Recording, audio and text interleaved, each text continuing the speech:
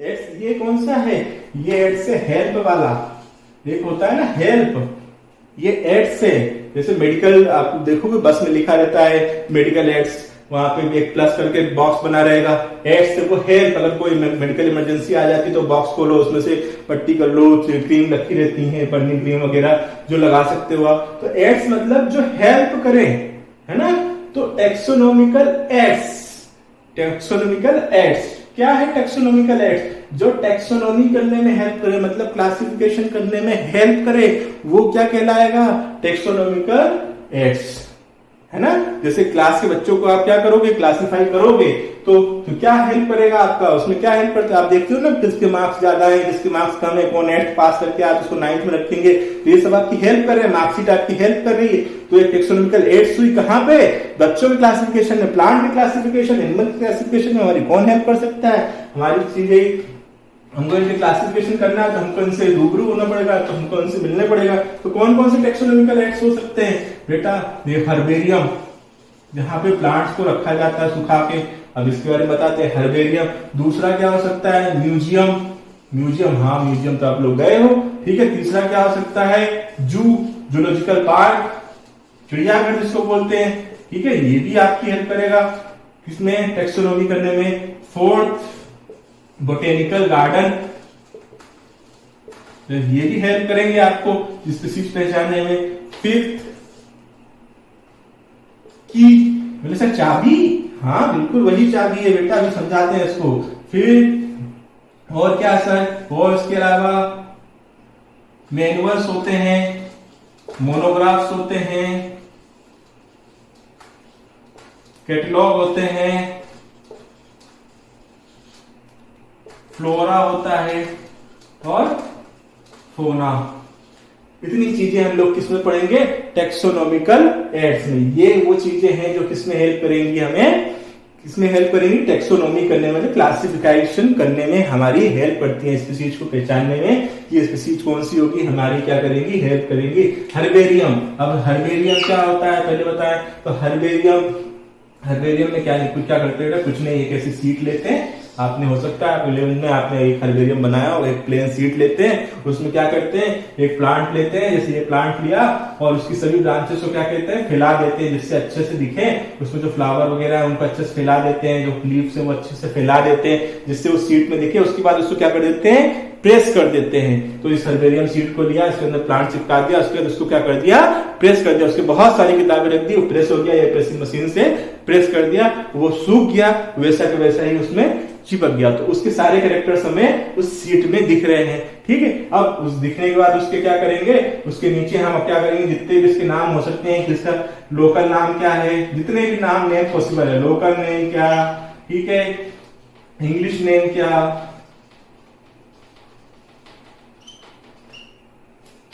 Zoological या biological name क्या है, इसका जितने भी नेम पॉसिबल हैं वो सारे नेम लिख देंगे यहाँ पे, ठीक। इसकी स्पीशीज, इसकी फैमिली क्या है वो लिख देंगे हम लोग, ठीक। अपना नाम भी लिख दें, नाम लिख ही रहे हैं, तो जिसने डिस्कवर किया, जिसने हर्बेरियम सीट बनाई है उसका नाम, ठीक है, तो उसका नाम लिख दिया, ठीक।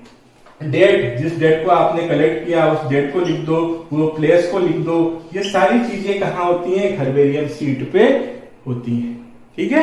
ये क्वेश्चन आता है कि हर्बेरियम सीट क्या होती है, आपको पता है, कुछ नहीं, ड्राइड प्लांट को एक सीट पे क्या किया, सुखा दिया, है ना, और सारे उसके पार्ट्स कैसे होते हैं, फैला के, जिससे कि हमें सारे कैरेक्टर्स उसके दिख जाए, पत्ती कैसी है, ब्रांचेस कैसी है, आगे हम लोग मार्फोलॉजी में डिस्कस करेंगे सारी चीजें, तो ये सारी चीजें में दिख जाए, क्या लिखने, जितने भी नाम होते हैं, उसके अलावा उसकी फैमिली और नेम और डेट और प्लेस जहां से उसको कलेक्ट किया, बस। तो ये हर्बेरियम सीट से क्वेश्चन आता है और ये हमसे अब बन जाएगा, ठीक। तो ये तो हमें हो गया। अभी हर्बेरियम सीट को क्या करते हैं, ऐसे अलग अलग फैमिली के हर्बेरियम सीट, ऐसे बहुत बड़ी बड़ी जैसे अलमारियां होती है आपके घर में, ऐसे अलग अलग अलमारियों में क्या कर देते हैं, रख देते हैं फैमिली वाइज। तो आपको किसी भी, मतलब कोई भी आप गए, आपको कोई नया प्लांट मिला, आपको लगता है नया प्लांट है, तो आप क्या करो, उस प्लांट को देख लाओगे और अपनी लेबोरेटरी में लाए, आप हर्बेरियम में गए, हर्बेरियम में उससे मिलते जुलते कैरेक्टर आपने देखे और आपने अलमारी खोली, अलमारी से तुरंत निकाल के मिलाते गए, इससे मिल रहा है क्या, नहीं इस सीट से नहीं मिल रहा है, इस सीट से मिल रहा है, जब फोटो रहते हैं ना, उस जैसे सीट निकाली, बोले ये प्लांट है, ये सीट है, मिल रहा है क्या कैरेक्टर, मिल रहा है क्या, हाँ नहीं मिला, हटाओ, दूसरी सीट लो, मिला, हटाओ, नहीं, तो तुरंत आपने क्या किया, आपको तुरंत सिस्टम, एक ऐसा सिस्टम है जिससे आप तुरंत चेक कर सकते हो कि ये प्लांट जो आपको मिला है वो कैसा है। तो ये हर्बेरियम में ड्राइड प्लांट रखे, पहली चीज तुमको इतना पता चल गई, ड्राइड प्लांट थे, और क्या किया हम लोग इसको तुरंत, मतलब quick referral system, quick referral, तुरंत हमें रेफरेंस मिल जाए ना, तो क्विक रेफरल सिस्टम बनाता है क्या, हर्बेरियम, तो आपको एक क्विक रेफरल सिस्टम देता है। मेरे टेक्सोनॉमिकल एड्स के लिए ना बहुत ज्यादा एक्सटेंसिव मेहनत करनी पड़ती है, बहुत आपको फील्ड स्टडी करनी पड़ती है, आपको फील्ड में जाकर ढूंढना पड़ता है, तब आपको चीजें मिलती हैं और आप डिस्कवर करते हो, तो आपको क्विक रेफरल सिस्टम चाहिए, तो हर्बेरियम आपको एक क्विक रेफरल सिस्टम दे रहा है। फिर दूसरी चीज है म्यूजियम। म्यूजियम आप लोग गए हो, बहुत सारे म्यूजियम गए हो, एक अलग अलग टाइप के म्यूजियम होते हैं, तो म्यूजियम में क्या होता है, यहाँ पे आपको होते हैं डेड प्लांट भी मिलेंगे, डेड एनिमल भी मिलेंगे।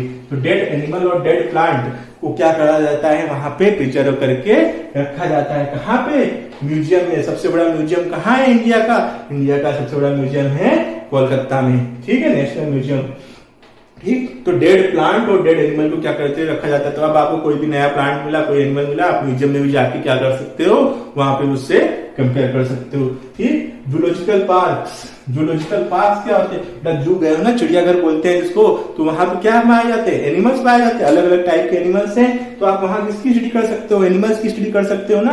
आपको किसी एनिमल की स्टडी करते हो तो आप उसको जू में रख दो, आप उसको वहां पे क्या प्रोवाइड करते हो, खाना दे सकते हो ना, तो वहां पे उनके खाने को आप क्या स्टडी, उनका बिहेवियर कैसा है, वो खूंखार है या ह्यूमन फ्रेंडली है, ह्यूमन फ्रेंडली है ना, बिहेवियर आप जू से क्या पता चल सकता है कैसा है वहां पर। आप घूमने जाते हो तो कोई तो क्या आपके पास आता है, आपसे खा लेता है, वो शेयर्स के आप पास जाने से डरते हो, क्यों, क्योंकि खूंखार है, तो आपको उसका बिहेवियर पता चला, तो आपको क्या पता चलता है, बिहेवियर। दूसरा क्या पता चलता है, वो खाता क्या है, फूड हैबिट, फूड हैबिट के बारे में भी आपको पता चलता है कि क्या खा रहा है वो, जू के अंदर क्या खाता है, घास खाता है कि मांस खाता है, जो भी चीज होती है तो पता चलता है जू में। तो आपको जू से दो चीजें मिल गई, एक तो बिहेवियर मिल गया, एक फूड हैबिट मिल गया। बोले सर बिल्कुल सही है, उनको क्वेश्चन आता है और ये हमें गलत नहीं करेंगे, समझ गए जू में क्या मिलता है। बोटेनिकल गार्डन बेटा क्या होता है, बोटेनिकल गार्डन भी सेम उसी टाइप से होता है जैसे जूलॉजिकल गार्डन में आपको क्या मिलते हैं, जूलॉजिकल गार्डन में बाहर से बहुत सारे जानवर ला के रखे जाते हैं, उस तरह से बोटेनिकल गार्डन में क्या रखते हैं, बाहर से बहुत सारी स्पीशीज को लाके वहां पे उनको ग्रोथ करवाया जाता है। तो यहाँ पे आपको प्लांट से रिलेटेड चीजें मिल जाती है,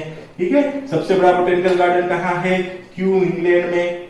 क्यू एक जगह का नाम है, इंग्लैंड में एक जगह है जिसका नाम, वहां पे सबसे बड़ा लार्जेस्ट बोटेनिकल गार्डन कहां पर है, क्यू, क्यू इंग्लैंड, ठीक है।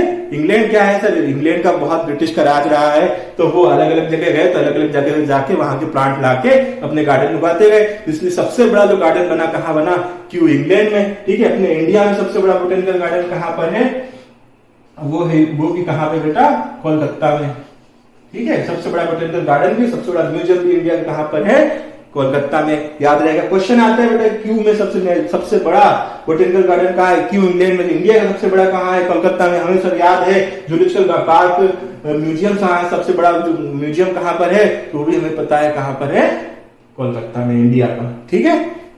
इसी से हो गई। तो ये आपको 4 टेक्सोनॉमिकल एड्स देख लिए जो टेक्सोनॉमी करने में आपकी हेल्प करेंगे। टेक्सोनॉमी मतलब कैटेगराइज करने में, स्पीशीज को पहचानने में आपकी क्या कर रहे हैं, हेल्प कर रहे हैं। जैसे ये 4 तो हमें समझ में आकर, ये तो सुने हुए भी हैं। नीचे वाले थोड़ा सा बता दो, नीचे वाले हम बार बार भूल जाते हैं, तो याद ही नहीं है। जैसे चाबी क्या है, आपने चाबी लिखी हुई है, चाबी की क्या होती है, ठीक है। तो अब अपन देखें बेटा की क्या है, की क्या होती है। आप एक की ली आपने, किस काम आती है आपकी की चाबी, बोले सर चाबी तुम्हारे ताला खोलने काम आती है। तो ताला लॉक है, आपने चाबी लगाई और आपको ओपन हो गया ताला, अब आप एंटर कर सकते हो घर में, है ना।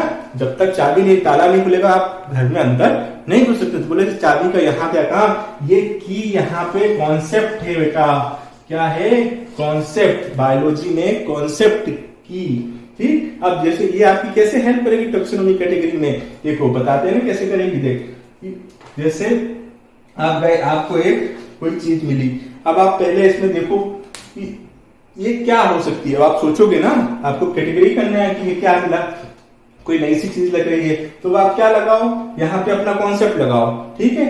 ये क्या हो सकता है, या तो 2 चीज होगी, या तो क्या होगा, लिविंग होगा या नॉन लिविंग होगा, दो ही चीज हो सकती है ना, या तो ये जिंदा होगा या जिंदा नहीं होगा, लाइफ नहीं होगी इसके अंदर, या तो ये लिविंग होगा या नॉन लिविंग होगा।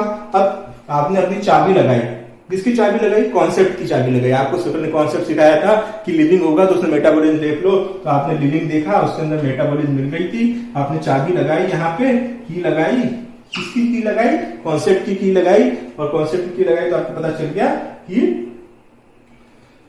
ये मेटाबॉलिज्म प्रेजेंट है, मतलब ये लिविंग है। तो आपको दो में से पता चल गया, आपने चाबी लगाते आपका ताला खुल गया दिमाग का, है ना, मेटाबॉलिज्म अप्लाई करते। अब लिविंग है तो फिर आपने यहाँ पे दो चीजें हो सकती हैं, या तो प्लांट होगा या एनिमल होगा। बोले हाँ सर ये भी हो सकता है। तो अब यहाँ फिर कंफ्यूजन, फिर आप चाबी लगाओ कॉन्सेप्ट की कि सर ने बताया कि एनिमल मूव कर सकते हैं, प्लांट मूव नहीं करते हैं। तो अगर मूव कर रहा है फिर आपने यहाँ पे की लगाई तो क्या होगा कि आपको फिर पता चल गया कि अगर वो मूव कर रहा है सपोज, तो क्या हो गया? एनिमल्स हो गया। अब उसके बाद फिर कंफ्यूजन, ये लोअर वर्टिब्रेट है या हायर वर्टिब्रेट, आगे हम लोग डिस्कस करेंगे इसके बारे में। तो अब आपको पता चला इसमें क्या है? नोटोकॉर्ड नहीं है, और नोटोकॉर्ड नहीं है मतलब तो आपको फिर यहाँ पे कॉन्सेप्ट दिया है, फिर आपने की लगाई कि नोटोकॉर्ड है या नहीं। अगर नोटोकॉर्ड नहीं है तो इनवर्टिब्रेट, और अगर है तो वर्टिब्रेट। तो चाबी क्या करती है? खोलती जाती है, ताले खोल रही है ना, आप एक स्टेप आगे बढ़ते जा रहे हो, तो जैसे जैसे आपका एक ताला खुलता है आपको एक लीड मिल जाती है कि हाँ यहाँ तक पहुंच गए, फिर एक ताला खुला, फिर आप एक लीड मिल गई, फिर आप आगे पहुंच गए। तो ईच स्टेटमेंट इन की, ईच स्टेटमेंट इन की क्या कहलाती है? लीड। भाई ये रटने की चीज है क्या कि स्टेटमेंट इन की इज लीड? अरे बेटा ऐसे ही है ना, आपको लीड मिल रही है ना, जैसे जैसे आप आगे वो करते जाओगे, आप चाबी लगाओगे कॉन्सेप्ट की, वैसे वैसे क्या हो रहा है? ओपन होता रहा है आगे का दरवाजा, तो आपको एक कदम की लीड मिलती जा रही है ना। ठीक, दूसरी चीज क्या देखें, इसमें दो कैरेक्टर्स हैं हमेशा, जो देखो जितने भी कैरेक्टर लिए हैं वो कैसे कैरेक्टर हैं? दो कैरेक्टर है, पेयर्स में कैरेक्टर आए हुए हैं।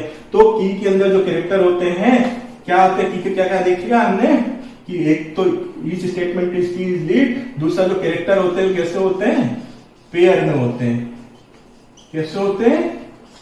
पेयर में होते हैं। बोले बिल्कुल सही है, हम रटते रहते थे, रटने की जरूरत नहीं है। ठीक है, दूसरा ये कैरेक्टर कैसे? एक दूसरे के कॉन्ट्रास्ट है, एक दूसरे के जस्ट अपोजिट है।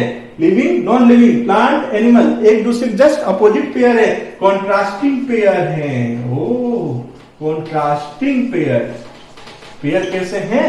Contrasting pair. ठीक है, ये भी पता चल गया हमें, ये कॉन्ट्रास्टिंग पेयर है। अब इसमें और क्या रह गया था? इसमें हम लोग क्वांटिटी निकाल रहे हैं क्या, कितने एनिमल कितने प्लांट? नहीं सर, इसमें क्वांटिटी नहीं निकाल, इसमें हम लोग एनालिसिस कर रहे हैं कि क्या हो सकता है, लिविंग है, नॉन लिविंग है, प्लांट एनिमल। तो की का नेचर कैसा होगा? एनालिटिकल नेचर हुआ। अच्छा सर, इसको तो हम रटते रहते थे कि एनालिटिकल, की का नेचर एनालिटिकल होता है, की का नेचर एनालिटिकल होता है, ये हम रटते रहते थे। रटना नहीं है ना, देख रहे हैं ना, तो क्वांटिटी थोड़ी निकाल रहे हैं, यहाँ तो हम लोग केवल एनालिसिस कर रहे हैं ना। तो इसलिए की का नेचर क्या हुआ? एनालिटिकल जो चाबी हम लगाते हैं, कॉन्सेप्ट कैसी हुई, वो एनालिटिकल नेचर की हुई। जो पेयर होते हैं हमेशा कैसे होते हैं? कॉन्ट्रास्टिंग होते हैं। और ईच स्टेटमेंट की क्या कहलाता है? लीड कहलाता है। बस की से यहां से क्वेश्चन आता है और ये क्वेश्चन आपसे सीधे बन जाएगा। अब इसमें आपको कोई कंफ्यूजन नहीं है, आपके दिमाग का ताला भी खुल चुका है। इसी तरह से आप बायो पढ़ोगे तो आपको पूरे हर की आप ऐसे लगाते जाओ, अप्लाई करते जाओ। पूरी बायो में आपको की ऐसा ऐसी चाबियां दूंगा कि आपको जो चीज आपने नहीं पढ़ी वो क्वेश्चन भी आप एक ताले से सोल्व करके आओगे। बोले सर इसके अलावा कुछ आपने और टर्म्स लिखे थे, आपने लिखा था फ्लोरा लिखा था, आपने फोना लिखा था, ये क्या है सर?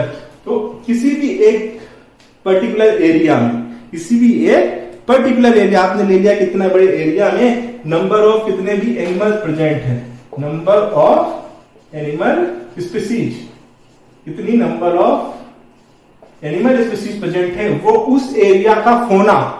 ठीक है, आपने अपना शहर को दे लो, पूरा शहर ले लो, उसमें कौन कौन से जानवर प्रेजेंट है, कुत्ता है, बिल्ली है, और कौन कौन से जानवर है, उन सभी को कंबाइन कर दो तो वो क्या कहलाता है? फोना। Number of animal species present in a specific area. तो सर फ्लोरा क्या? फ्लोरा मतलब फ्लावर से आया ना, तो यहाँ पे एनिमल था तो फोना, तो यहाँ पे हो जाएगा number of plant species, number of plant species present in particular area. तो वो भी आपकी हेल्प करेगा टेक्सोनॉमिकल कैटेगरीज में। तो ये फ्लोरा भी पता चल गया हमें, फोना भी पता चल गया। सर आपने एक और चीज लिखी थी, मैनुअल्स, मैनुअल्स क्या होते हैं बेटा? किसी भी जगह का मैनुअल्स क्या होता है? आपके पास मेनू आता है ना, एक मैनुअल्स में क्या क्या है पूरा आपको लिस्ट लिखी रहती, वही मैनुअल्स है।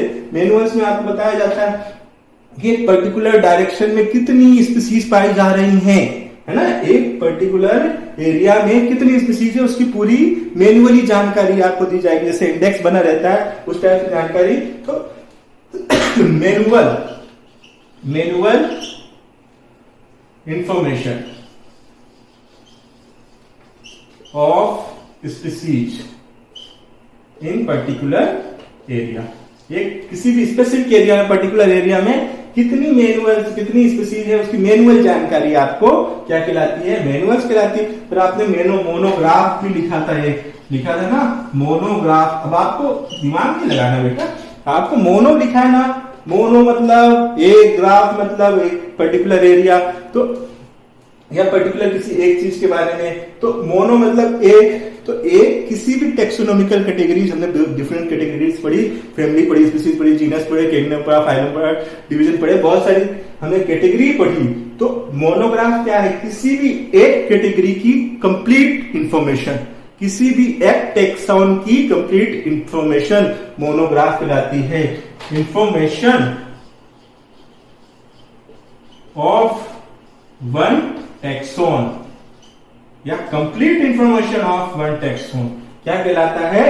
मोनोग्राफ कहलाता है। बोलो सर ये भी हमें समझ में आ गया, तो बहुत इजी था। कुछ नहीं थे बेटा, सब ये कोई बायोलॉजिकल वर्ड नहीं है, मोनोग्राफ, मैनुअल्स, ठीक है, ये आपको पता है। इसका सर आपने एक और लिखा था, कैटलॉग लिखा था ना, कैटलॉग। कैटलॉग क्या है बेटा? आप जब कहीं जाते हो शोरूम वगैरह में, तो वहां आपको कैटलॉग देखने को मिलते हैं ना। जैसे आप किसी कपड़े के शोरूम में गए तो कैटलॉग होते हैं, उसमें डिफरेंट डिजाइन के कपड़े अलग अलग हीरो पहन के इस टाइप से कैटलॉग में आते हैं। तो यहाँ पे भी वैसे ही है। कैटलॉग में क्या होगा? आपको इन्फॉर्मेशन होगी स्पीसीज की, इंफॉर्मेशन होगी किसकी?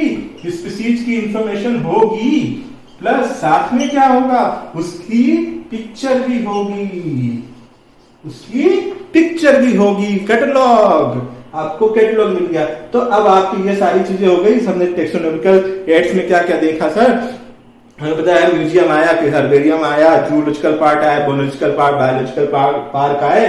उसके बाद हमने की देखी थी, कैसे की का यूज करते हैं टेक्सोनॉमी में। फ्लोरा देख लिया, फोना देख लिया, मैनुअल्स देख लिया, मोनोग्राफ देख लिया, कैटलॉग देख लिया। बेटा इस तरह से आपका ये मैंने खत्म करवा दिया। कौन सा चैप्टर? The living word. इससे आप कोई भी क्वेश्चन कहीं से भी आए, इसके अलावा भी आपको इतनी इन्फॉर्मेशन दे दी है कि अभी आपने अगर इतना फर्स्ट लेक्चर देखा है, ये फर्स्ट लेक्चर देखा, उसके बाद भी आपको क्वेश्चन आ जाएगा ना नीट के, तो आप 10 क्वेश्चन तक ऐसे ही सोल्व कर दोगे। अगर आपने आगे नहीं पढ़ा, आप फर्स्ट बार पढ़ रहे हो बायो, तो भी आपको नीट में इतने क्वेश्चन आराम से, आप इतना इवॉल्व हो रहे हो, लिविंग हो ना आप, लेक्चर से इस तरह से आप इवॉल्व हो गए, इस तरह से आप इमर्ज हो गए कि आपको नीट में आराम से अभी केवल ये फर्स्ट वीडियो देखने के बाद आप केवल कितने 10 क्वेश्चन तक आप सही कर सकते हो, क्योंकि आपको वर्ड्स की मीनिंग पता है ना। हम लोग शुरू से देखते आ रहे हैं वर्ड्स के मीनिंग, कॉन्सेप्ट, वर्ड्स की मीनिंग, कॉन्सेप्ट, इस तरह से हम चल रहे हैं ना। बायो आपको बिल्कुल हलवा लगेगी बेटा, बिल्कुल आप ऐसा कहोगे कि कुछ भी नहीं है सर, ठीक है। अब इसके बाद बेटा हम लोग पढ़ेंगे क्लासिफिकेशन। बोलो सर आपने पढ़ा दिया क्लासिफिकेशन पढ़ाया है ना कि क्लासेस में करते हैं क्या, डिफरेंशिएट। अब हम आगे पढ़ेंगे उस क्लासिफिकेशन में क्या होता है, कैसे कैसे क्लासिफाई किया है हमारे साइंटिस्टों ने, उसको आगे चैप्टर में पढ़ेंगे, बायोलॉजिकल क्लासिफिकेशन नेक्स्ट लेक्चर में, ठीक है। थैंक यू बेटा।